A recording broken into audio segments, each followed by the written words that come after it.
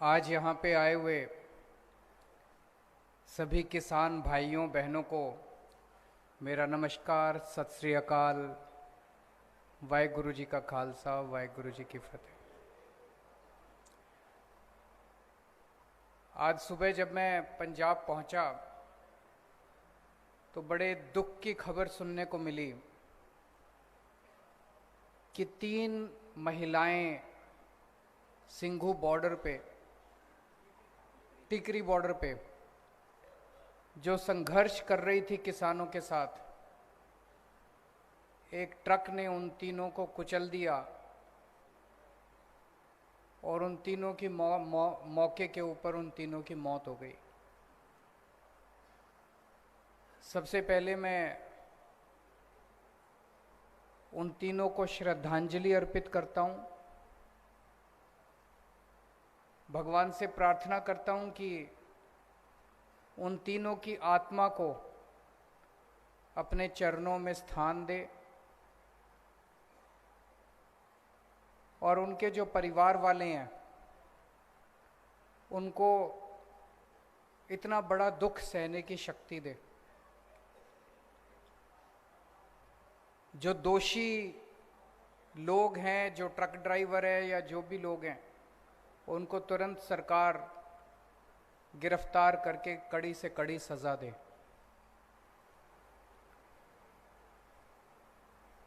पूरे देश में कहीं से भी अगर खबर आती है कि किसान ने खुदकुशी कर ली तो बहुत तकलीफ होती है, सबको तकलीफ होती है, आम लोगों को तकलीफ होती है, जनता को तकलीफ होती है। कोई सुनता है, आप लोग भी जब सुनते हो, चाहे पंजाब हो, चाहे हरियाणा हो, चाहे महाराष्ट्र हो, चाहे मध्य प्रदेश हो, कहीं अगर कोई किसान, गरीब किसान आत्महत्या करता है तो बड़ी तकलीफ होती है। आज अगर आजादी के 70 साल के बाद भी हमारे देश में किसानों को खुदकुशी करनी पड़ रही है तो ये शर्म की बात है। लेकिन दुख की बात ज्यादा यह है कि तकलीफ मेरे को होती है, तकलीफ आपको होती है, इन नेताओं को तकलीफ नहीं होती, इन पार्टियों को तकलीफ नहीं होती। जितने मर्जी किसान मर जाएं, जितने मर्जी किसान खुदकुशी कर लें, 1 साल से मुझे लगता है दुनिया का सबसे बड़ा धरना चल रहा है अभी सिंघू बॉर्डर और टिकरी बॉर्डर के ऊपर। दुनिया के इतिहास का सबसे बड़ा धरना चल रहा है। 1 साल से 11 महीने से ऊपर हो गए, 11 महीने से ऊपर वहां पे बैठे हैं। 600 से ज्यादा किसान अपनी शहादत दे चुके हैं, लेकिन इन पार्टियों और इन नेताओं के इनको कोई फर्क नहीं पड़ता। आज इस मंच से मैं एक बड़ा बयान देके जा रहा हूं। हो सकता है आपको यह लगे केजरीवाल बड़ी बात कर रहा है, ऐसे नहीं हो सकता, लेकिन केजरीवाल जो कहता है वो करता है। मैं बड़ा सोच समझ के बोलता हूं।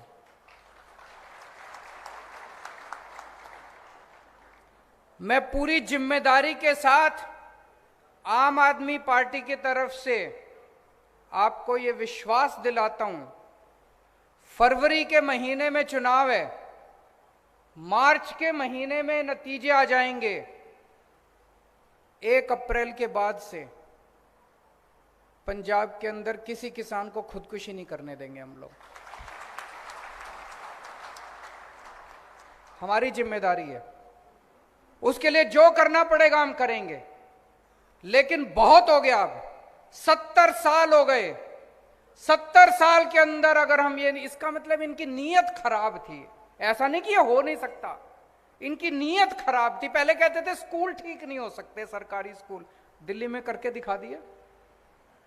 पहले कहते थे सरकारी अस्पताल ठीक नहीं हो सकते थे, दिल्ली में करके दिखा दिया। मैंने दिल्ली में जब पहला चुनाव लड़ा, मैंने कहा मैं बिजली फ्री कर दूंगा, मेरा मजाक उड़ाते थे ये सारे पार्टी वाले। दिल्ली में करके दिखाई कि नहीं दिखाई? आज मैं आपको वादा करके जा रहा हूं, 1 अप्रैल के बाद से पंजाब के अंदर कोई किसान खुदकुशी नहीं करेगा। किसी किसान को हम खुदकुशी नहीं करने देंगे। अभी थोड़े दिन मैंने पढ़ा, मैं पंजाब की खेती के बारे में हम सब लोग मिलके पूरी प्लानिंग कर रहे हैं, बहुत बड़ी प्लानिंग है। मैं 1 महीने बाद फिर आऊंगा, वो सारी प्लानिंग आपके सामने रखूंगा और आपको यकीन दिलाऊंगा कि जो मैं कह रहा हूं वो ठीक कह रहा हूं। लेकिन आज मैं अचानक इसलिए आया हूं क्योंकि मैंने अखबारों में पढ़ा कि पंजाब के अंदर भी जैसे दिल्ली में बेमौसम बारिश की वजह से फसलें बर्बाद हो गई, पंजाब के अंदर भी बेमौसम बारिश की वजह से फसलें बर्बाद हो गई। पंजाब के अंदर भी गुलाबी सुंडी की वजह से फसलें बर्बाद हो गई और उसके ऊपर कोई कार्रवाई नहीं कर रही सरकार, ऐसा मैंने अखबारों में पढ़ा। इसलिए मैं उस मुद्दे के लिए आज यहां पे आया हूं। फिर अखबार में मैंने पढ़ा चन्नी साहब नए नए मुख्यमंत्री बने हैं। चन्नी साहब एक गांव में गए जहां पे गुलाबी सुंडी फसल बर्बाद हुई थी और वहां पे एक किसान को गले लगा लिया। उस किसान का नाम भी नाम याद नहीं आ रहा मेरे को। हाँ जी, हरप्रीत। उस किसान को गले लगा लिया और बोले मैं मुआवजा दूंगा, जिन जिन किसानों की फसलें बर्बाद हुई है सबको मुआवजा मिलेगा। सारे गांव के लोग बड़े खुश हो गए, उनको लगे यार अब एक मुख्यमंत्री आया है। अभी 1 हफ्ता पहले अखबार में खबर छपी, वो बेचारा हरप्रीत कह रहा है जी गले तो लगा लिया मेरे को, सारी बसों के पीछे फोटो भी चिपका दी मेरी गले लगते हुए। बोले 1 महीना हो गया अभी तक मुआवजा नहीं मिला। जिसको गले लगाया उसको भी मुआवजा नहीं दिया, जिस गांव में गले लगाया उस गांव के लोगों को भी मुआवजा नहीं दिया। मैं चन्नी साहब को, कई लोग मेरे को आते हैं, मेरे को कहते हैं चन्नी साहब आजकल आम आदमी की नकल कर रहे हैं। मैं चन्नी साहब को कहना चाहता हूं, चन्नी साहब आम आदमी की नकल करना बड़ा आसान है, अमल करना बड़ा मुश्किल है। वादे करने बड़े आसान हैं, वादे निभाने बड़े मुश्किल हैं। हम आम आदमी पार्टी वाले जो वादे करते हैं वो वादे पूरे भी करते हैं। तो मैं चन्नी साहब से अपील, और फिर मैं पंजाब की जनता को भी कहना चाहता हूं कि भाई जब ओरिजिनल आपके सामने खड़ा है तो फिर डुप्लीकेट को वोट देने से क्या फायदा।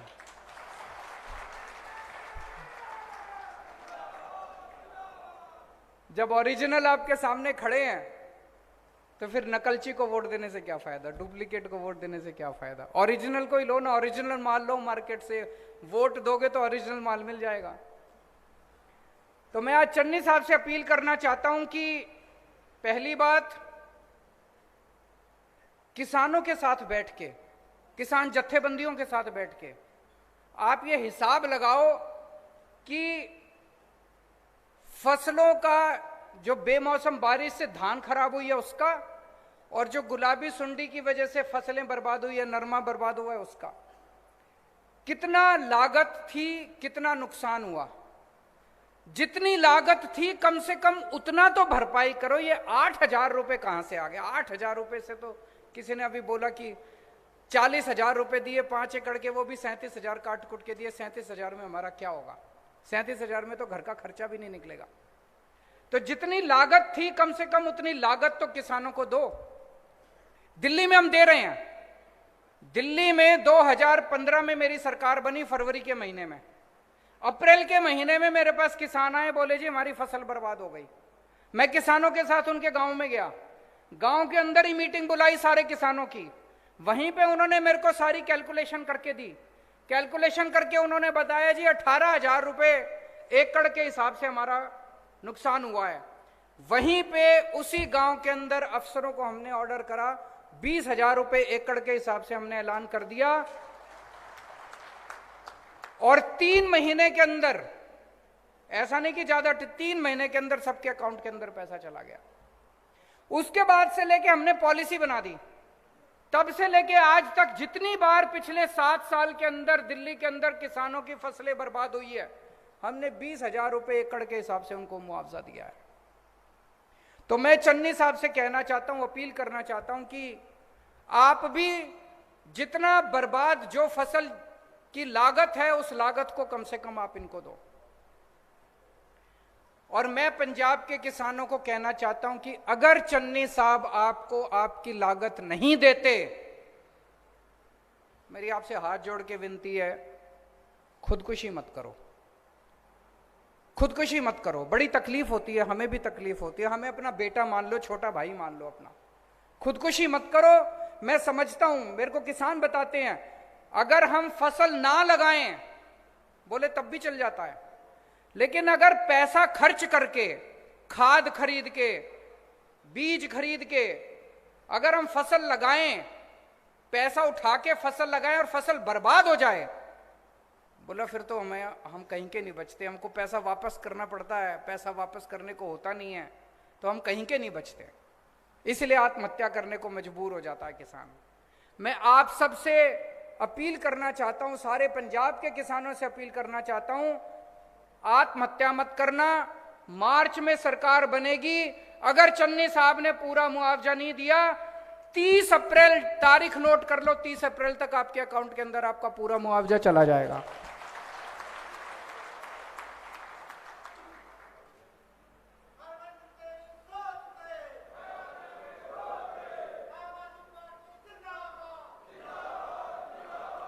दूसरा, जितने मजदूर हैं, जिन मजदूरों ने खेत में काम किया, फसल बर्बाद हो गई, जमींदार बेचारा मजदूरों को भी पैसे नहीं दे पाता। मैं उन मजदूरों को भी कहना चाहता हूं कि आप भी चिंता मत करो, आपको भी उचित मुआवजा, कितना मुआवजा देंगे, लागत, जितनी लागत आती है और जितना आपके साथ बैठेंगे, किसान जत्थेबंदियों के साथ बैठेंगे। जैसे दिल्ली के अंदर मैं किसानों के साथ बैठा, किसानों ने 18,000 रुपए मांगे, हमने 20,000 रुपए दे दिए। यहां पे कितनी लागत आती है, आपके साथ बैठेंगे, मार्च के महीने में बैठेंगे, जितनी लागत आपकी है, इन दोनों बेमौसम बारिश की वजह से और गुलाबी सुंडी की वजह से जितनी भी आपकी बर्बाद हुई है, उसका मुआवजा हम आपको 30 अप्रैल तक दे देंगे। तो आज 2 चीजें ऐलान कर रहा हूं। एक तो ये, 1 अप्रैल के बाद से पंजाब के अंदर किसी किसान को आत्महत्या नहीं करने देंगे। और दूसरा, जितना आपकी लागत आती है, अगर कभी भी भविष्य के अंदर फसल बर्बाद होती है, आम आदमी पार्टी की सरकार बनने के बाद अगर कभी भी फसल बर्बाद होती है, जो लागत है उस लागत के हिसाब से आपको उचित मुआवजा दिया जाएगा। और तीसरी चीज, अभी अगर चन्नी साहब आप लोगों को उचित मुआवजा नहीं देते, कृपया हाथ जोड़ के अपील है, आप कोई गलत कदम मत उठा लेना। 30 अप्रैल तक आपके अकाउंट के अंदर हम मुआवजा आपके अकाउंट के अंदर डलवा देंगे। अभी आप सब लोगों के मैं सुझाव सुन रहा था, बहुत अच्छे आप लोगों के सुझाव थे, मैंने नोट कर लिए। एक आया कि नकली दूध बिक रहा है बहुत ज्यादा, अगर नकली दूध बंद कर दिया जाए तो बहुत सारे किसान हैं जो डेयरी के जरिए उनकी इनकम भी बढ़ेगी और लोगों को असली दूध पीने को मिलेगा। इसको जरूर लागू करेंगे। एक सुझाव आया, पशुओं का बीमा कराना चाहिए, बहुत अच्छा सुझाव है। एक किसी ने, शायद हमारा दिल्ली का वो जो हमने घोल बनाया है, पराली, अभी एक किसान पराली जलाने के लिए मजबूर होता है, मजबूरी में जलानी पड़ती है। एक किसान भाई ने बताया कि जी सबसे ज्यादा जब वो किसान अपने खेत की पराली जलाता है, सबसे ज्यादा धुआं तो उस किसान के परिवार को झेलना पड़ता है, वो किसान बीमार होता है उस धुएं की वजह से। दिल्ली के अंदर हमने क्या किया, हमने घोल बनाया है, उस घोल को अगर आप अपने खेत में छिड़क दो तो आपकी पूरी वो जो पराली है वो गल जाती है और गल के खाद बन जाती है, वो 10 से 15 दिन के अंदर। और उसके अंदर वो, उसके बाद वो खाद जो है वो आपके खेत को और ज्यादा उपजाऊ करती है, आपकी अगली फसल जो है वो और बढ़ती है। ये घोल पूरा घोल दिल्ली सरकार अपने पैसे पे बनवाती है और अपने पैसे पे पूरी दिल्ली के सारे किसानों के खेत में फ्री छिड़काव करती है। ये हम पंजाब में भी करेंगे। आपको पराली जलाने की जरूरत नहीं पड़ेगी, आपके खेतों के अंदर उस घोल का छिड़काव फ्री में करेंगे। लेकिन एक और बड़ी मजे की बात है, पंजाब के अंदर मैंने कई लोगों से बात करी, पराली से कोयला बनता है, पराली से बिजली बनती है, पराली से गत्ता बनता है। और ये पंजाब के अंदर मैंने 6-7 ऐसी फैक्ट्रियां देखी हैं। उन सारे फैक्ट्री वालों को मैंने दिल्ली बुला के उनसे बात की।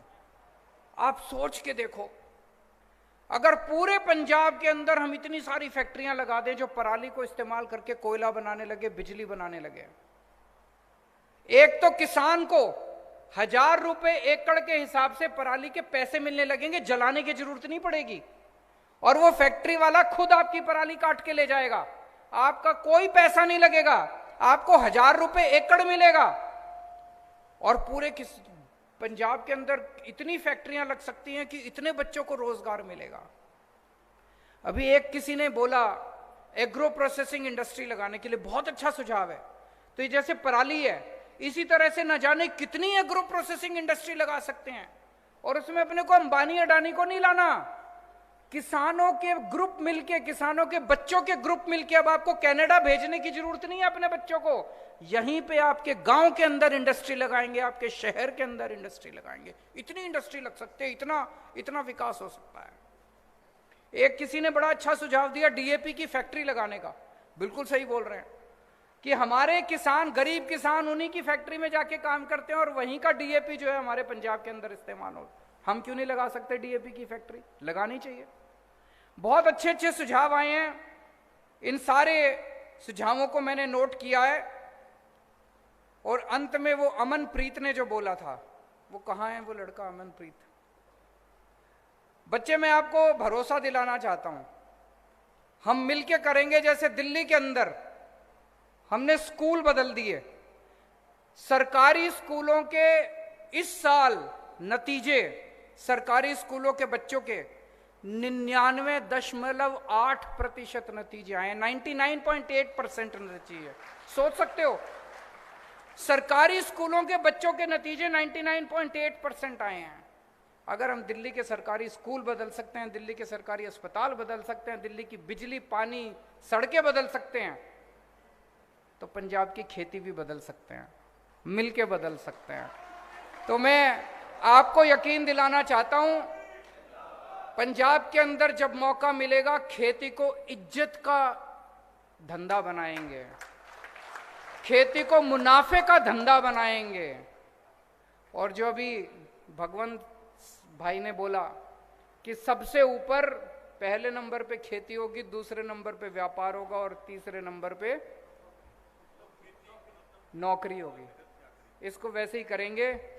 इसकी मैं पूरी, जैसा मैंने कहा, बहुत बड़ी प्लानिंग कर रहे हैं हम लोग। 1-1.5 महीने के बाद मैं दोबारा आपके बीच में आऊँगा सारी पूरी प्लानिंग करके।